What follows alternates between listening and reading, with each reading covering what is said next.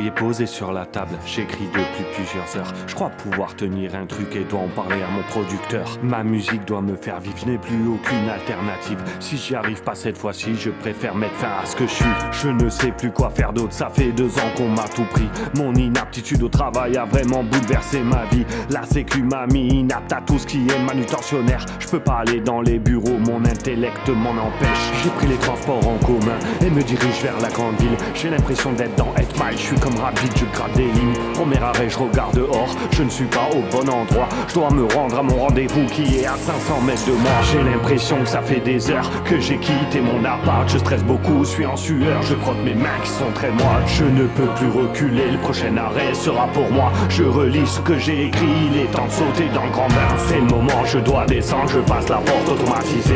À l'accueil, l'hôtesse me dit 3e étage, 2e allée.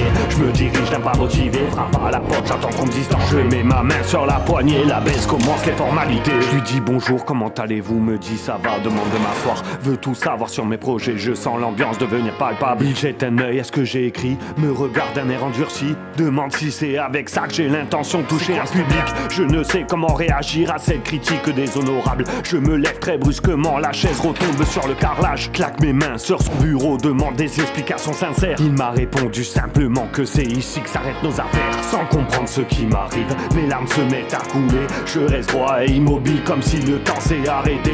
Il se moque et me critique mais ça résonne comme un acouphène. J'essaye de le convaincre mais il me dit que j'en vaux plus la peine. Alors je sors du bâtiment, je suis perdu et fatigué. Je ne sais pas où je me suis planté mais ça ne doit pas m'arrêter. Je vais retourner chez moi, la nuit est déjà tombée. Plus de transport en commun, c'est sous la pluie que je vais rentrer. J'ai marché pendant des heures, main dans les poches, la tête baissée. En réfléchissant sans relâche, comment vais-je pouvoir me venger? Je dois me montrer impassible, demain je retournerai le voir. Là je viens d'arriver chez moi, c'est cette nuit que tout se jouera. La feuille est posée sur la table, ça fait des heures que j'écris plus. Je veux des couplets impactants, mais dans ma tête tout est confus. Je tiens mon stylo dans une main, l'autre tient une bière de bon marché. Je vais réfléchir encore un peu, savoir comment je peux les choquer. Je reprends où je me suis stoppé, recommence à chaque couplet. La colère se fait sentir, j'ai envie de tout arrêter. Ma jambe gauche devient ingérable, je ne peux plus me contrôler. Attrape le col de ma bouteille et me met à tout balancer. Je casse tout dans l'appartement, je me dis être un mauvais rappeur. De toute façon personne n'écoute mes sons, pourtant j'y ai mis tout mon cœur. Je sens en furie de chez moi,